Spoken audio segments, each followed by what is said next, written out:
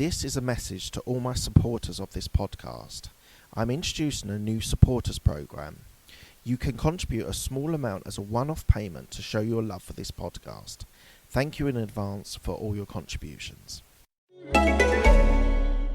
News, laws, and regulations are changing by the day. We get it. It's hard to stay on top of it all. That's why ADP is here to guide you with up-to-the-minute compliance expertise to help you navigate these complex times so you can pay your people accurately and on time, regardless of changes in legislation. When you rely on us for payroll and HR, you're trusting us to help you take care of your people. It's what we've been doing for over 70 years, and that's not about to change. ADP, HR talent, time, benefits, and payroll, informed by data and designed for people.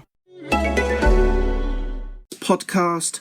I have an active Twitter account, which is m_j_hayward, HAYWARD. And what I put on my Twitter feed is that I'm a corporate employee who has an entrepreneurial mindset. Now, just a brief introduction. I work for a big global firm, and I have listened to podcasts and books like you would never believe about entrepreneurship. And although I'm at the moment, I want to keep in the corporate environment, very much trying to think outside the box and take my work life into different areas by being a little bit more entrepreneurial, where other people might act in a different way.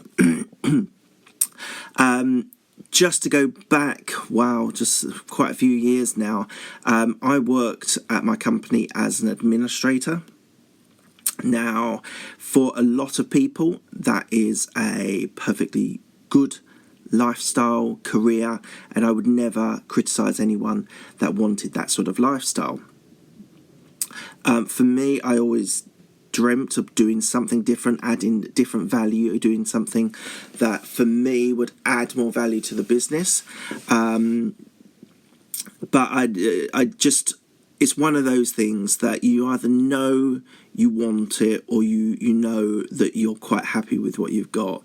And I think this links quite nicely into some of the things that I've spoken on YouTube and on Twitter, is about you kind of know where you want to be or where you're aiming towards.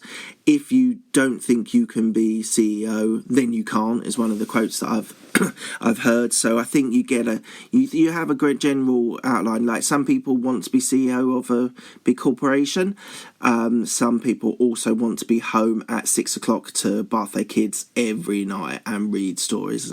That is equally as amazing as anything else that anyone else does in their job or their career. So you will not hear on this podcast any criticisms of husbands or wives who prioritise their family above their careers. But I went through a life-changing event, and it really reprioritised my life, that I realised that I wanted to be more than an administrator. So I took some advice from a mentor at my job and worked my butt off doing an administration job and also working in the technology part of our business. It meant that for about 9 to 12 months I was doing my day job as an administrator, and then at 5:30 I was then doing some tech stuff to understand, learn, build on what I experienced and knowledge that I had previously. So that was incredibly tough, but the pain of the conversion into a consultancy part of the business, technology consultancy part of the business, was definitely worth it. I would never trade that time. I think the way that they did it was that I had to do my job and do the extra bit.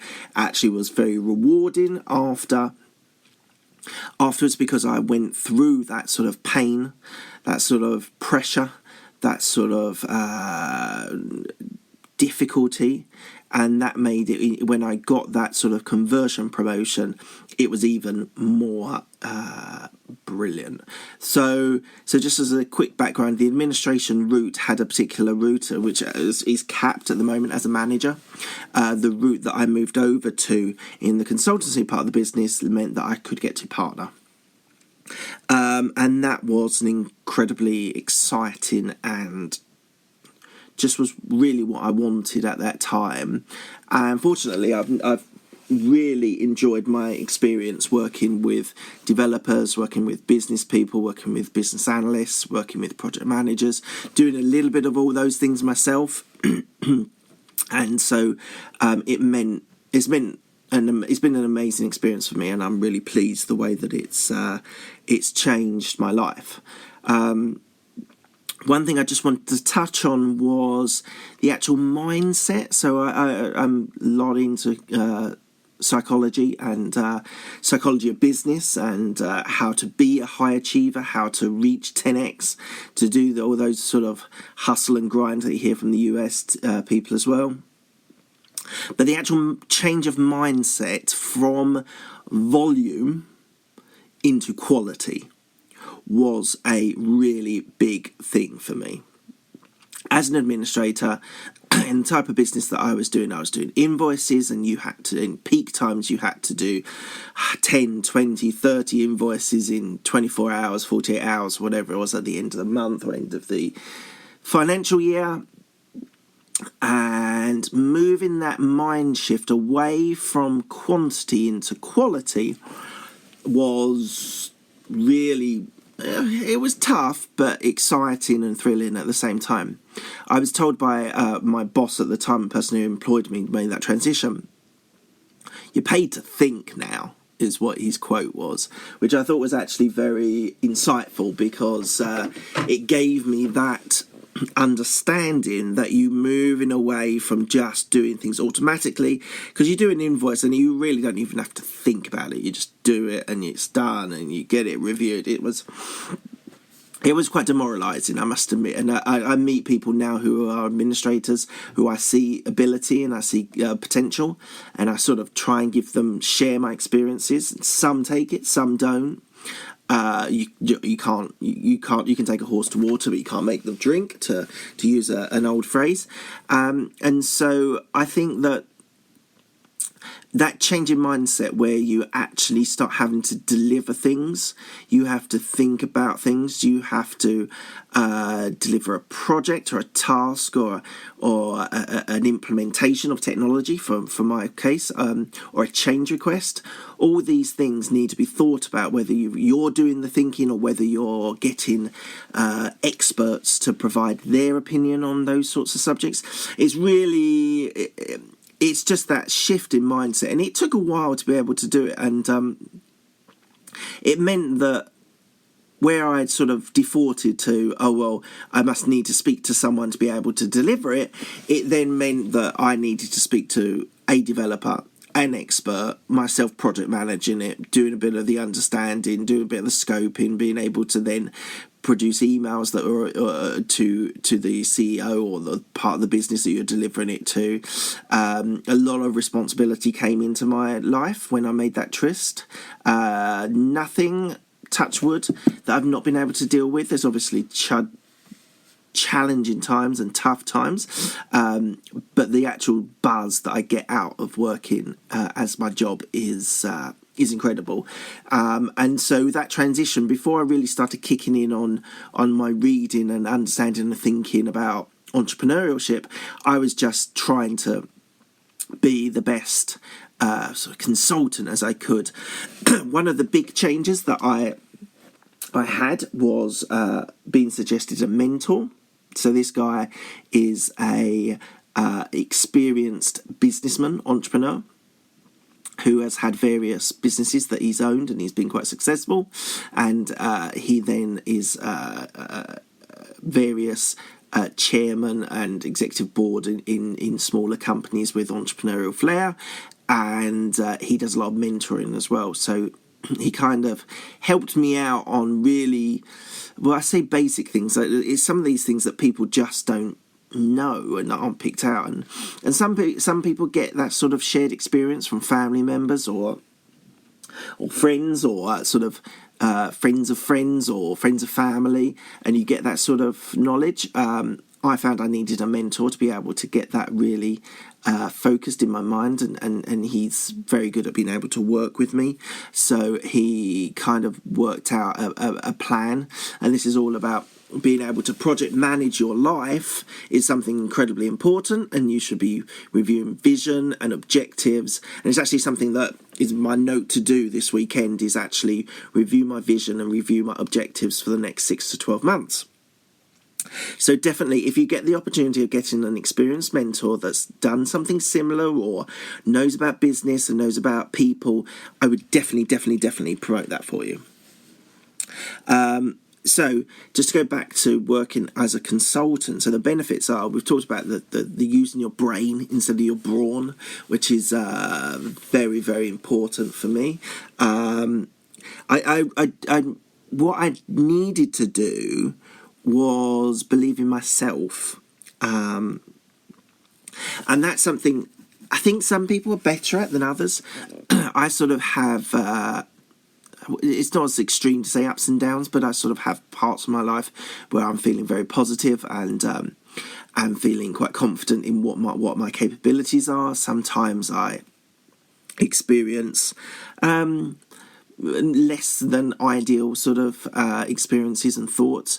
It's really something that to keep positive, to keep inspiring and be inspired is just really what you and what I try and do all my life. So I would definitely say to be able to invest in yourself, whether it's a mentor or listening to podcasts, and mentors can be people who produce podcasts and books. These guys pour their soul into these podcasts and books and things, and really, they are providing a mentoring service if you're picking the right books. Just to touch slightly, if you're sitting there on the tube listening to a business book or a psychology book, or versus people who are sitting there watching even like a drama or an American cop series, you're going to get different things from both experiences. People need escapism, and I totally get that. I totally think people should be able to escape from their lives. My sort of focus is to sort of make my life better and be a better person. And so less and less I'm experiencing sort of dramas, and I used to love cop dramas, and I used to love historical dramas, but the more and more I sort of focus on my career and myself, I sort of am doing it less and less. There's still a few series that I keep an eye on, but as a person, I feel that I'm contributing and investing in myself if I'm listening to podcasts, to books, to YouTubes, doing documentaries, doing things about people. It's incredibly inspiring to hear some of these people that you've admired for years and their story. So that's incredibly important, and I think that's something most people should try and do as well. And so we talked about shifting mindset and believing in yourself. The actual fact that I then started to have a route to partner was a sort of game changer in my mind, because it then opened up doors which for quite a long time as an administrator were completely closed off, and I really feel that I can get there and I can achieve that. It's going to take a lot of hard work, a lot of shrewd decisions, and lots of probably more mentoring hours, and that's within my company as well as maybe external people as well. So I think I can get there, and I would advise anyone that listens to this and gets inspired by this and then starts making choices in their lives which mean that they can attain some of the things that they probably thought they could do maybe when they were younger, and then life sort of gets in the way, and then suddenly one day you realise that you're not where you thought you could be or where you should be. If that ever happens to you and you're listening to this perhaps, or listening to Tony Robbins or Gary Vee, or one of my UK favourites is Rob Moore. If you're ever listening to any of these guys and you just think, well, actually, maybe I can be better. Maybe I can try something different. I would definitely suggest you try it. So that was a sort of mindset, being able to think to myself that I could be a partner. So that was big as well.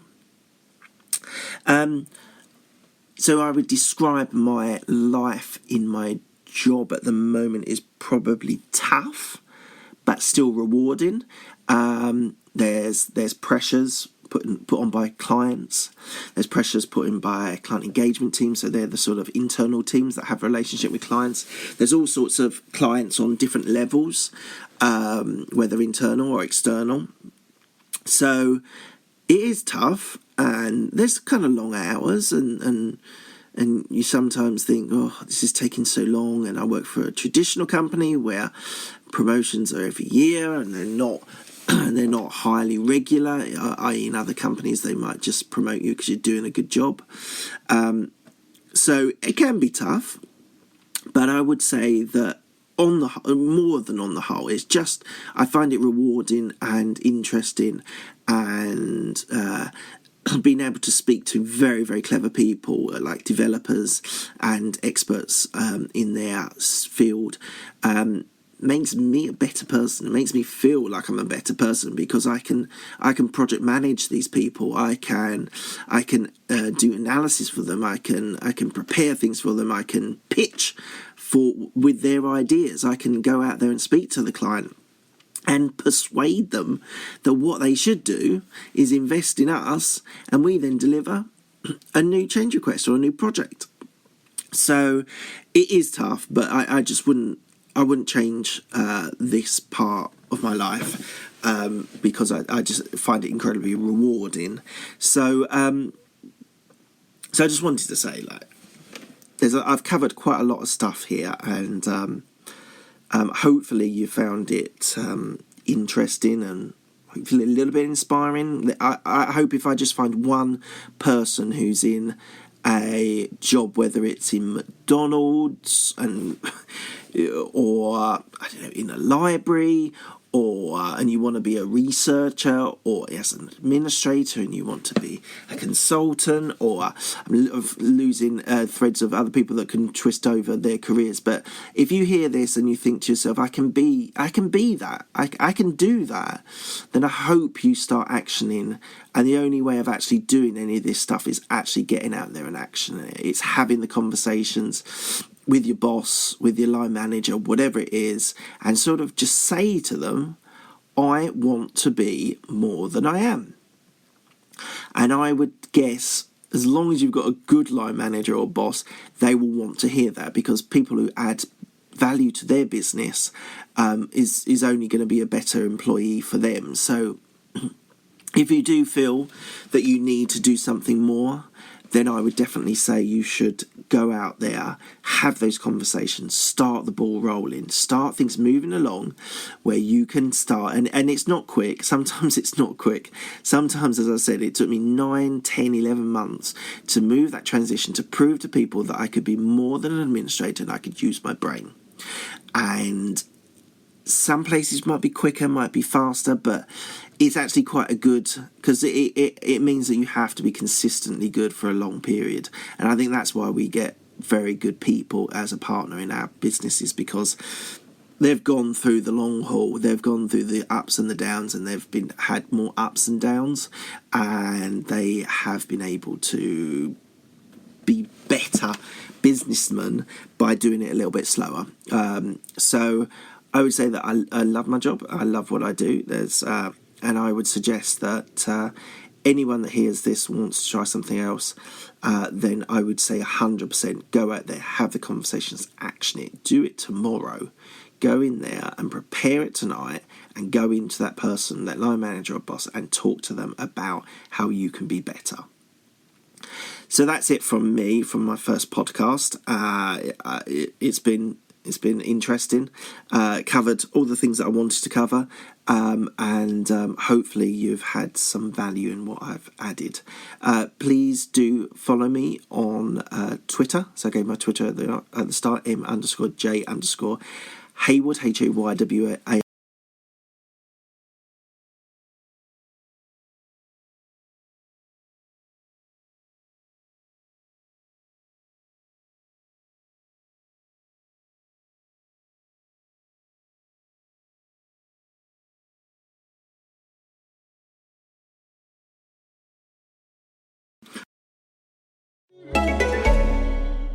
A payroll and HR company needs to be prepared for whatever's going to happen. You could say that over 70 years of experience helping businesses all over the world run smoothly is good preparation. But for ADP, that's not enough.